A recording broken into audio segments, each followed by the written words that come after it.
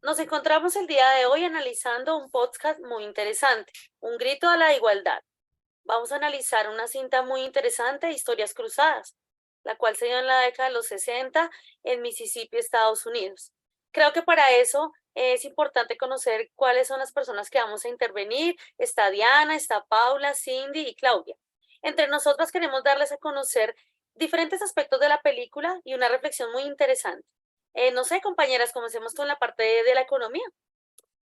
Sí, me parece interesante iniciar con este tema, ya que en la película pues logramos evidenciar la diferencia en cuanto al trabajo, la diferencia y la desigualdad que hay por tener unos trabajos dignos para estas personas, ¿no? Donde los de raza negra simplemente para ellos son como esclavos que los usan para criar a sus hijos, para hacer las cosas de la casa y ya, y simplemente los dejan en en el olvido de que no tienen como derecho a tener un trabajo digno y remunerado, donde para dejar a sus hijos en la escuela, estas personas deban llegar a pedir plata de más y si no la consiguen, pues llegar hasta robar. Entonces, es una situación tan triste en cuanto a la economía, donde ni siquiera puedan tener ese derecho a contar digamos, los ingresos para suplir sus gastos. Entonces, me parece un aspecto importante a tratar. Claro, Cindy, es muy importante tratar también sobre el movimiento social, que es muy claro ver en esta película que la población negra no puede levantar la voz ante el pueblo, no puede hacer protesta social, no puede exigir mejores condiciones de vida para ellos y sus familias, ya que son considerados esclavos, personas no gratas dentro de este territorio, son consideradas migrantes que solo pueden hacer tareas determinadas donde no tuviesen oportunidad de tener un trabajo digno y tampoco igualdad de condiciones en los derechos civiles, o sea, los derechos humanos. No pueden ser revolucionarios contra la clase dominante, en este caso la blanca.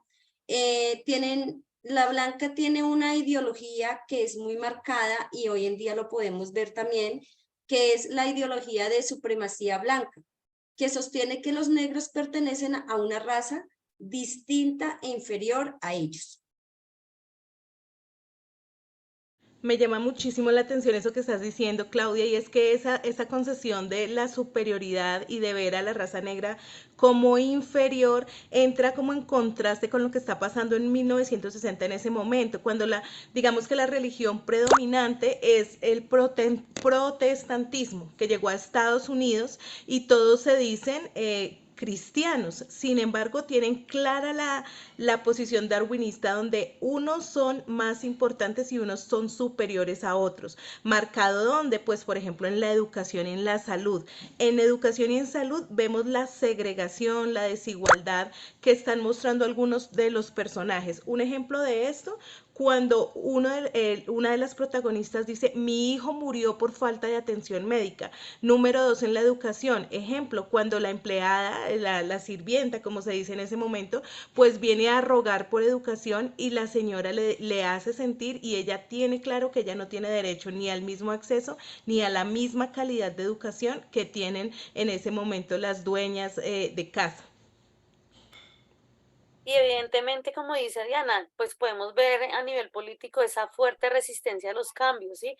De los movimientos de los derechos civiles, las leyes de segregación racial, que son conocidas en ese momento como las leyes de Jim Crow.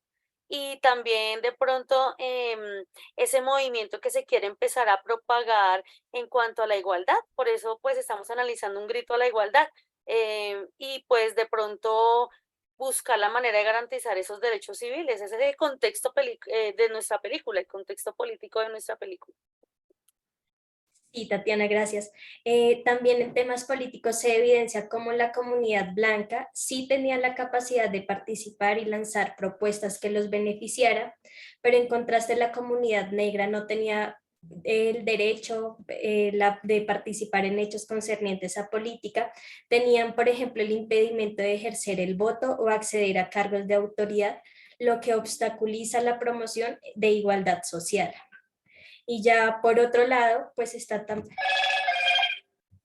por otro lado está también el tema cultural, donde se evidencia que la comunidad blanca en aspectos, por ejemplo, como la manera de vestir, comer, era algo muy marcado. También el tema de las reuniones sociales, donde trataban distintos aspectos relacionados con la educación, política, entre otros. Y en contraste, la comunidad negra, para ellos está el factor religioso, donde asistían los fines de semana, pues aparte de la comunidad blanca, y pues allí ellos tenían como la oportunidad de compartir y generar más esperanza y unión como comunidad. Claro que sí, Paula. Ahora que tú estás hablando de eso, de los elementos culturales, me gustaría que entráramos como en el contexto de lo que hemos estado hablando en esta fase, pues del tema que estamos tratando y es de la teoría de los sistemas.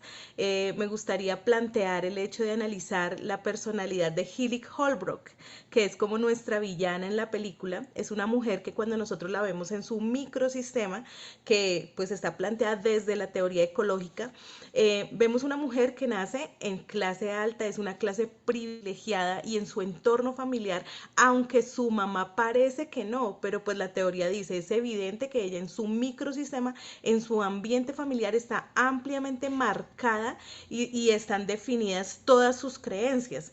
Clase alta, privilegiada, donde ella nace en un sistema donde ella es superior y lo cree totalmente.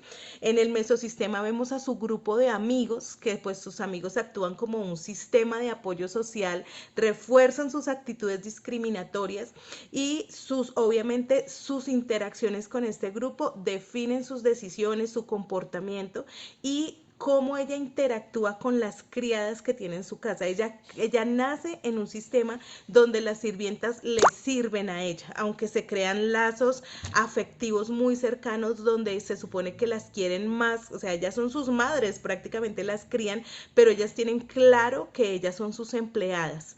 En el exosistema estamos viendo cómo las instituciones sociales, una sociedad conservadora, segregadora en el sur de Estados Unidos en la década de 1960 influyen totalmente en su forma de pensar y actuar, las normas que predominan en ese momento. Y en el macrosistema nosotros estamos analizando la sociedad, que es lo que estamos viendo en este momento y lo que decía hace ratico Tatiana, las leyes de Jim Crow, donde las personas creen que están en lo correcto. O sea, cuando Healy construye los baños, ella cree que está en lo correcto porque ella cree fervientemente, según lo que su sociedad le ha enseñado, que los negros transmiten enfermedades. Es contradictorio, pues porque la raza negra carga a sus hijos, le da de comer a sus hijos, alimenta a sus familias y es hasta chistoso, yo lo veo y digo, es hasta chistoso la intimidad que conservan con ellos y sin embargo ellos creen que no pueden usar los mismos sanitarios. Entonces, Healy crece en una sociedad así donde ella está marcada por todos los sistemas que le hacen pensar que ella está en lo correcto y que ella realmente es superior a las personas que le sirven en ese momento. ¿Qué dicen ustedes? Pues yo diría que el resumen de esto es que se exalta mucho los valores de la supremacía de la raza blanca y de la creencia de la inferioridad de las personas afroamericanas. Esa es como la conclusión, ¿no? De todo lo que hemos hablado. Claro que sí, yo concluí Sí. también diciendo, perdóname, Tatiana. No, sí, ya yo creo que está bien. Esa es como la interpretación de este personaje tan importante en la película. Claro que sí, concluiría entonces diciendo y haciendo un énfasis en el poder de cuando las asociaciones comunitarias toman fuerza, porque a raíz del libro de nuestra protagonista y de la unión de todas las empleadas que decidieron contar su testimonio, y si esto lo unimos a los movimientos sociales de la época, vemos cómo esa sociedad que se resistía al cambio logró cosas increíbles en esta década, como la promulgación de los derechos civiles, como fue una época de muchos cambios a nivel social en este tema. Entonces, como el impacto y la unión de la comunidad realmente hace la fuerza. Y ocasiona y proporciona lo que nos ha dado el título de este podcast, Un grito a la libertad. A la igualdad. Muchas gracias. Gracias.